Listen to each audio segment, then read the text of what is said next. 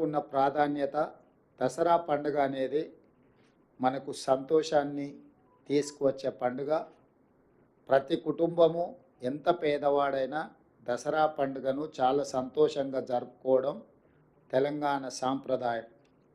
ఆ దసరా పండుగ లోపలనే 9 అక్టోబర్ 2024 నాడు ఈ సర్టిఫికెట్ల వెరిఫికేషన్లు పూర్తి చేసి ఎల్బీ స్టేడియంలో ఈ 11,062 మంది టీచర్ల నియామక పత్రాలు వాళ్ళకు అందించడం ద్వారా రాబోయే దసరా పండుగ వాళ్ళ కుటుంబాలలో సంతోషాన్ని, పండుగ వాతావరణాన్ని తీసుకురావాలని చెప్పి మా ప్రభుత్వం భావిస్తుంది.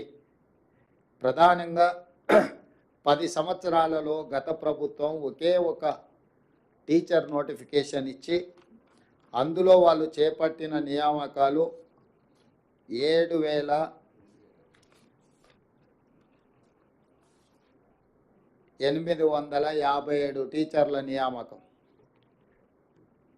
శ్రీ కల్వకుంట్ల చంద్రశేఖరరావు గారు మాజీ ముఖ్యమంత్రి గారు 10 సంవత్సరాలు ముఖ్యమంత్రిగా బాధ్యతలు చేపట్టి నిర్వహించి వారిచ్చిన DSC notification Telangana public service commission ద్వారా ఒకే ఒక్కసారి అందులో వారు నియమించింది 7,857 మంది టీచర్లను మాత్రమే.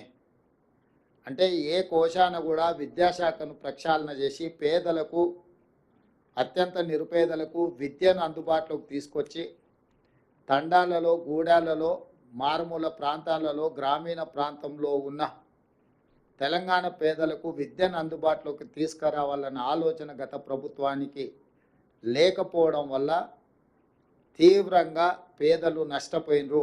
అందుకే మా ప్రభుత్వం అధికారంలోకి వచ్చిన ఎంబడే ఫిబ్రవరిలో నోటిఫికేషన్ ఇచ్చి, గతంలో తక్కువ నోటిఫికేషన్ ఇస్తే కూడా వాటన్నిటిని పెంచి పెద్ద ఎత్తున ఉద్యోగ నియామకాలను చేపట్టాలి. ముఖ్యంగా విద్యాశాఖలు చేపట్టడం ద్వారా విద్య మీద రాష్ట్ర ప్రభుత్వం పెడుతున్న పెట్టుబడి ఖర్చు కాదు, ఇది ఒక పెట్టుబడి, భవిష్యత్తు నిర్మాణానికి ప్రయోజనకారిగా మారుతుంది. తెలంగాణ రాష్ట్ర పునర్నిర్మాణంలో తెలంగాణ ప్రజల్ని భాగస్వాములు చేయాలన్న ఆలోచనతోటి ఈ నోటిఫికేషన్ ఇచ్చి అతి తక్కువ సమయంలో పరీక్షల నిర్వహణ నుంచి పరీక్షల ఫలితాలు ఇవ్వడానికి 55 రోజులు మాత్రమే తీసుకున్నాము.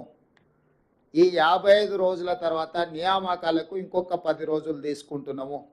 మొత్తంగా 10 నెలల లోపలనే మా ప్రభుత్వం వచ్చిన తర్వాత 65 రోజుల్లో 11,062 టీచర్ల నియామకాలను చేపట్టడానికి మా ప్రభుత్వము పూర్తిగా కృషి చేసింది. ఇది తెలంగాణ నిరుపేదల పట్ల మాకున్న చిత్తశుద్ధి. కాబట్టి ఈరోజు ఈ పరీక్షల నిర్వహణ, ఈ పరీక్షల ఫలితాల వల్ల గ్రామీణ ప్రాంతాలలో విద్యకు దూరం అవుతున్న వాళ్ళందరినీ విద్య అందించడం ద్వారా వాళ్ళని ప్రయోజకులుగా మార్చాలన్న ఆలోచనతోటి ఈరోజు ఈ కార్యక్రమాన్ని తీసుకోవడం జరిగింది.